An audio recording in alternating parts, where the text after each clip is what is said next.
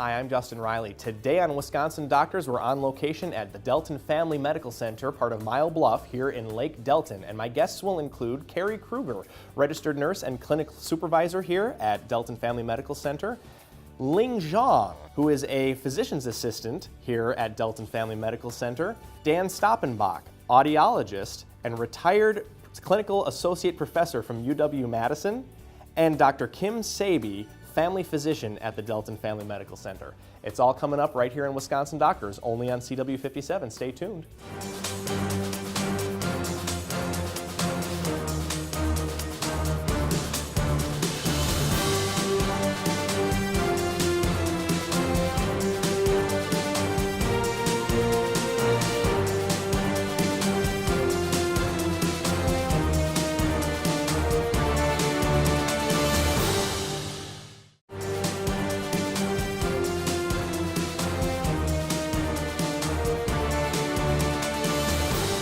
Welcome to Wisconsin Doctors. I'm Justin Riley, and we're here on location at the Delton Family Medical Center here in Lake Delton, part of Bluff Medical Center.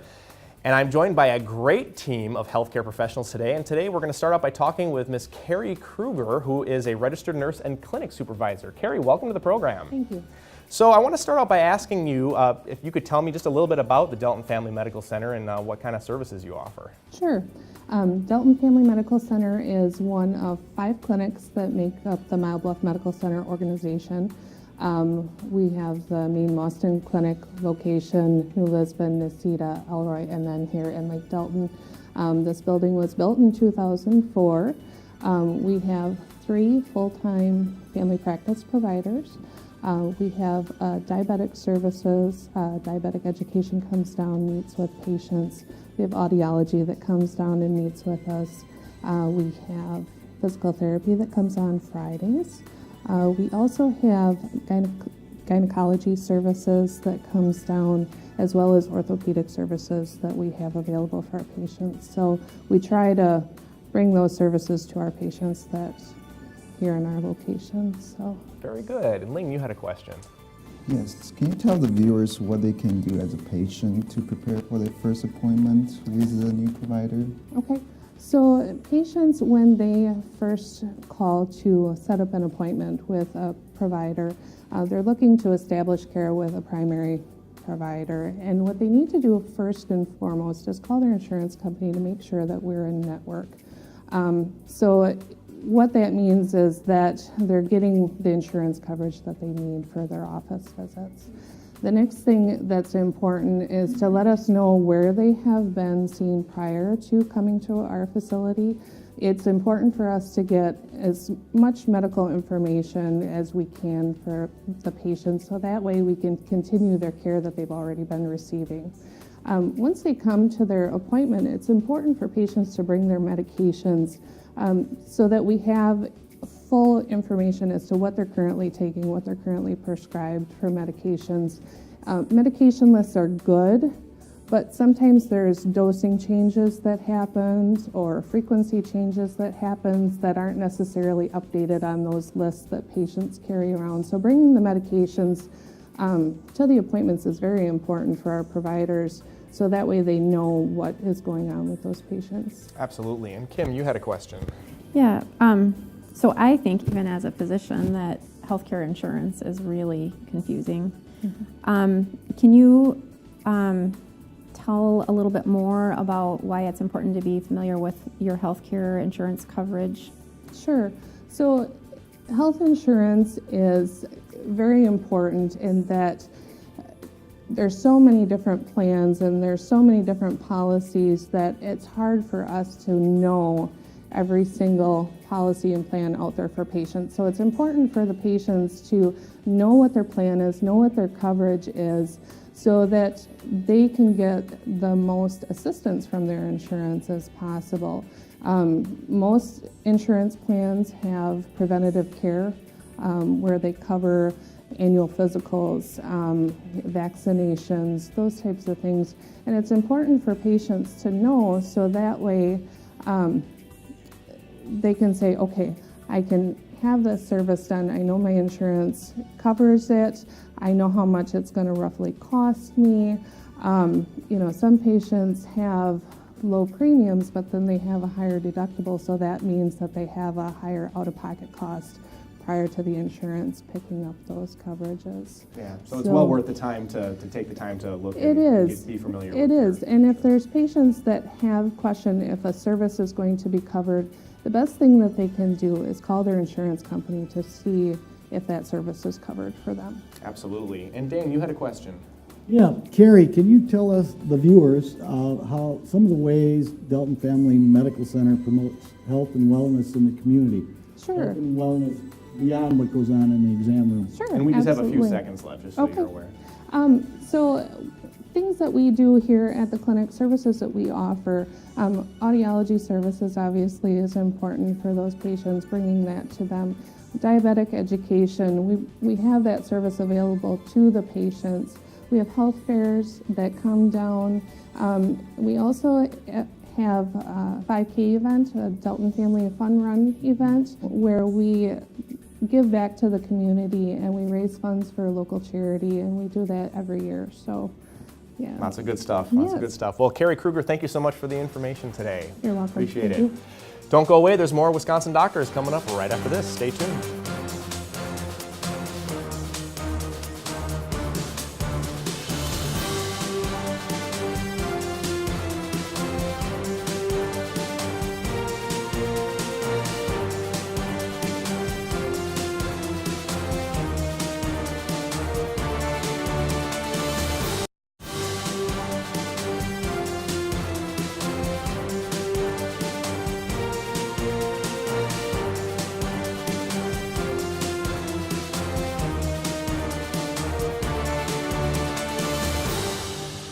Welcome back to Wisconsin Doctors. We're here on location at the Delton Family Medical Center in Lake Delton, part of Bluff Medical Center.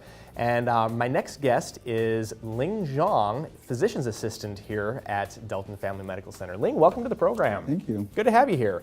So talk to us a little bit about your role as a physician's assistant and what are some of the frequent health issues that you come across on a day-to-day basis? Sure.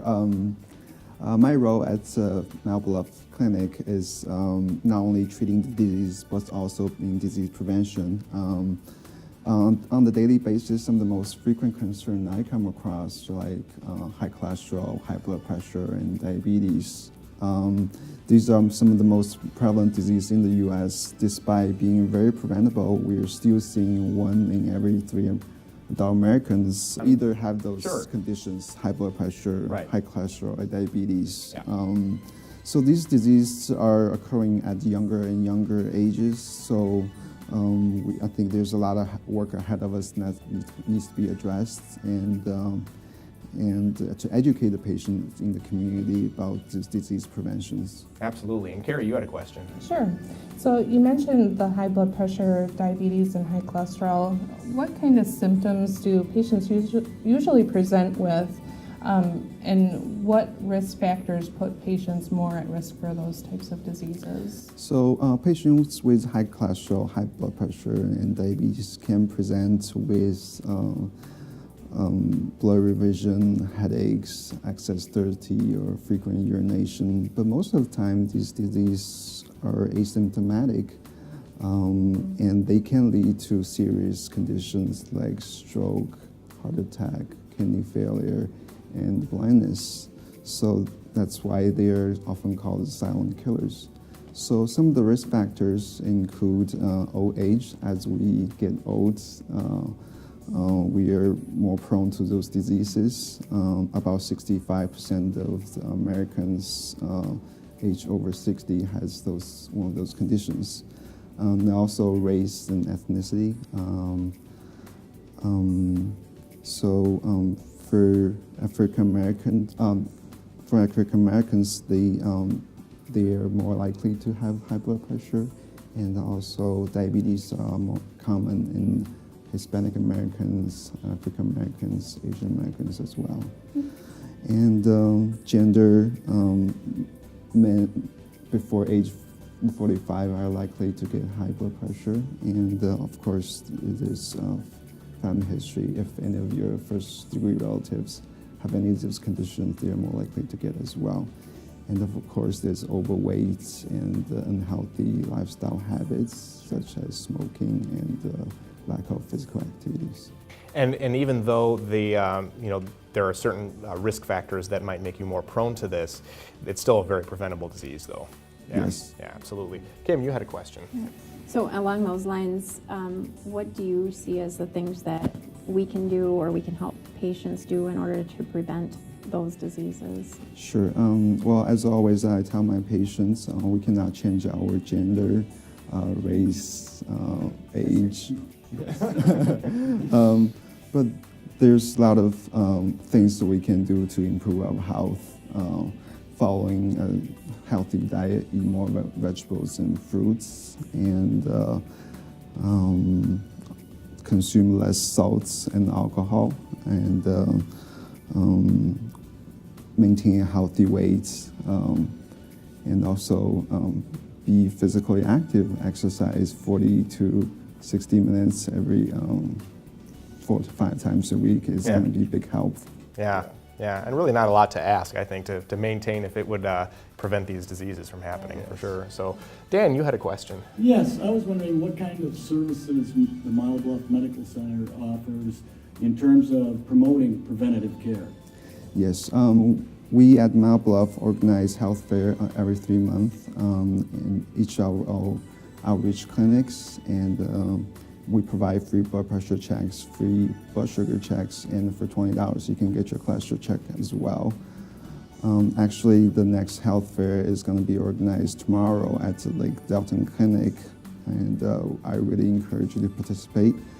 It does require appointments, and like Carrie mentioned, we also have annual health run, and I really encourage to be part of it as well. Get involved. It's Yeah. always good to do it in groups. Yes. Ling, thank you so much for the information Thank today. you.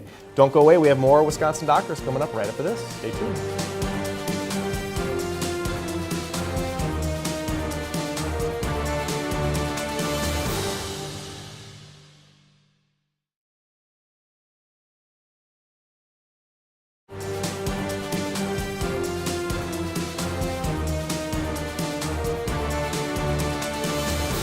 Welcome back to Wisconsin Doctors. We're here on location at the Delton Family Medical Center, part of Bluff Medical Center here in Lake Delton. And my next guest is Dr. Kim Sabey, family physician. Welcome. Thank you. So tell us, your maternity care provision, or providing maternity care, when do you recommend that a woman set up their first initial OB appointment visit, and what can she expect there? For folks who have never been pregnant, obviously. Sure. So we do a lot of maternity care here. We're a family physician. I'm a family physician, so I take care of pregnant ladies and then newborns and through their lifetime. And ideally, we would see every pregnant person as soon as they find out they're pregnant.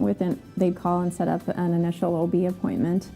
But sometimes that's not possible, or patients prefer to wait a certain amount of time. So as soon as a patient feels like they're able to make it in for an appointment, that would be a great time to see a patient for their first visit.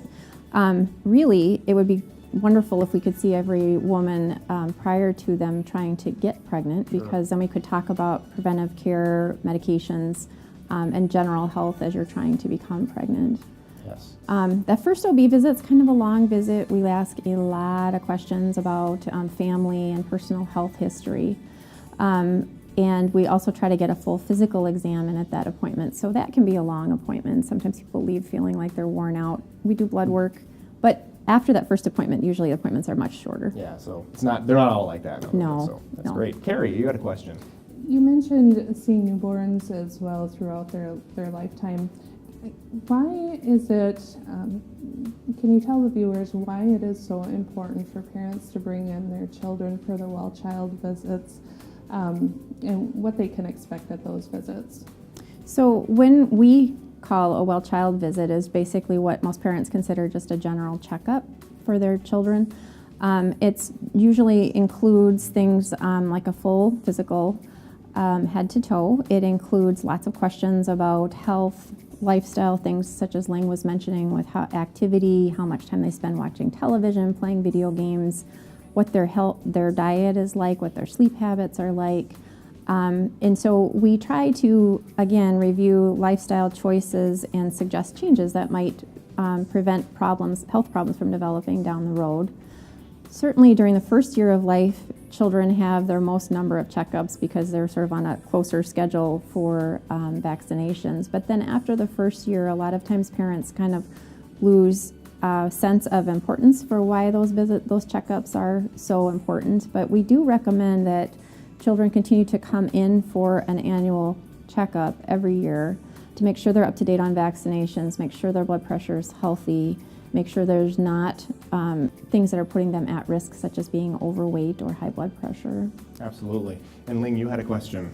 Yes, Dr. Sabey. With recent outbreaks in mumps and whether to give vaccination to children, what would you tell the parents to help them make the informed decision to whether to vaccinate their children?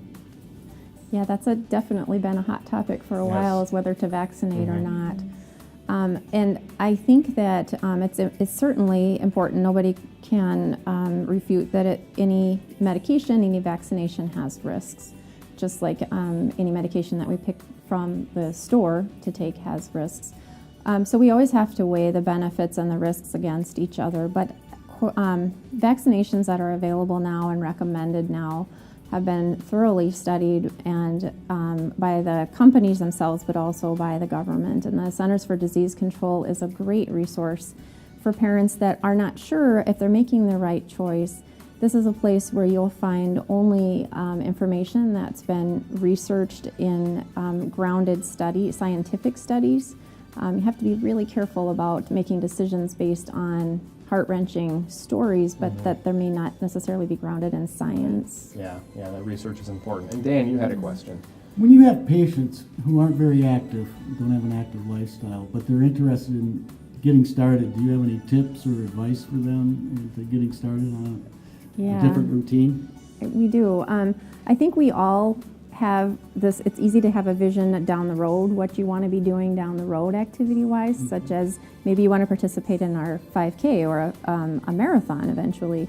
But it's very important that you set small goals up that might lead up to that bigger goal. So if you don't do anything now, then we might say, hey, you know what, walk for 5 minutes a day, even inside the house. But something doable that you can set as a goal and achieve. Starting out small. Those little pieces. Dr. Kim Sabey, thank you so much for the information. Thank you.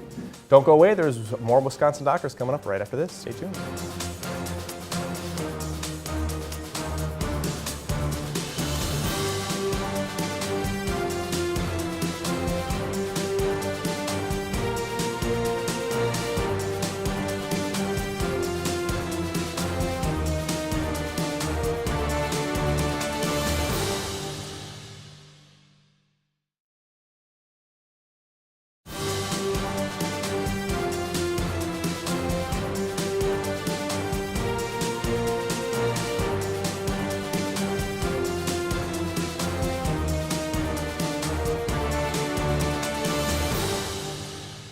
On March 5th, the World Health Organization, as part of International Ear Care Day, released an estimate that 1.1 billion teenagers and young adults are at risk for permanent hearing loss because of unsafe use of personal listening devices and damaging levels of sound present at other venues, including nightclubs, bars, and sporting events.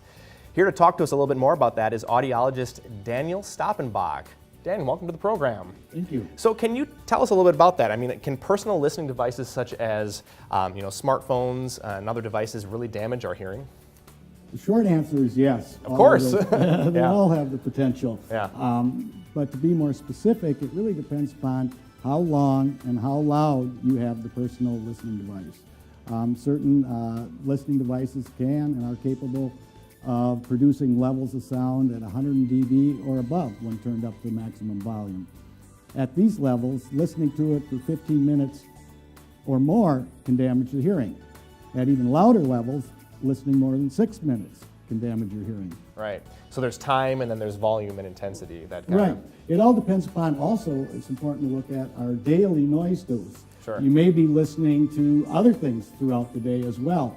One thing that I didn't know and wasn't aware of is that blenders and food processors are capable of producing sound levels at 80 to 90 dB. Yeah. So if you're listening to a device and then you go home and you do some other activities, your daily noise dose has increased. Right. Yeah, absolutely. Carrie, you had a question. So for myself as a parent, or even myself using those personal listening devices, what would be a safe sound or a safe noise exposure level for myself, as well as watching my children grow up, so that I can help prevent some of that? Good question. And that again depends. It depends upon who you read and who you look at. If you look at OSHA guidelines, Occupational Safety and Health Administration, that's the federal organization charged with enforcing the rules in the workplace, they set the limit at 90 dB for 8 hours. If you look at NIOSH, which is the National Institute of Occupational Safety and Health, which offers recommendations, they set the level at 85 dB for 8 hours. I guess I would want to err on the more safe side. It's also important, actually, that even with these levels, a certain percentage of people could still develop a permanent hearing loss. Yeah, there's always that chance. Ling, you had a question. Sure. As a provider, I often have patients ask me, how is the ear damaged by those loud devices, and what exactly is damaged? Okay. Yeah, good question. Good. Well, all sound starts as a vibration, whether it's from a large speaker moving or the diaphragm of a small, tiny earphone in your ear. So sound waves are set up. They travel down our ear canal, go pass through the eardrum, and are amplified and reach the inner ear. In the inner ear, there's tiny sensory receptor cells that pick up the sound, transduce it, or change it into electrical activity that goes up to the brain. The tiny sensory receptor cells, we have thousands of them in our inner ear, are called the hair cells. And if you think cool. of We it, got a I'll steal demonstration from a friend of mine. The hair cells rest on a membrane and are bathed in a liquid. As sound hits these hair cells, and you think of this as the hair cell body, this is the nerve for hearing, and these are tiny, what they are termed the stereocilia, that are on top of the hair cell body. They start to vibrate. And with normal sounds, they're straight, pretty much straight, and vibrate back and forth with the liquid moving past them. But as the sound gets louder, they vibrate a lot more. And it goes back and forth and back and forth. And you can see they start getting bent. And eventually they get bad, so bent they don't function, and they disappear. Wow. And that is a sign of a permanent hearing loss. And do that for long enough, they're just going to break right off. Right, if we do a lot, it's going to break right off. Absolutely. And Kim, you had a question. So once you have that permanent damage, then what can be done to help people that have permanent hearing damage? We just have a few seconds left. Okay. The most traditional treatment is hearing aids. And hearing aids today are not the hearing aids your grandparents wore. Right. They don't whistle. They have, actually, if I take these off, they're very small, come in a variety of sizes and shapes. But more important now is the circuitry, which is working. They've got 18 million transistors or more in each circuit. They're capable of performing 250 million or more instructions or calculations per second. Yeah. And the goal is to help people understand speech when multiple people are speaking in the background. That's one of the biggest problems for people that have normal hearing or hearing impaired people wearing hearing aids. And we've seen great strides in that area. Yeah, absolutely. Dr. Daniel Stoppenbach, thank you so much for the information today. And that's all the time we have for Wisconsin Doctors. Thank you for joining us. This is CW57 and Wisconsin Doctors inviting you to live longer, live better. We'll see you next time.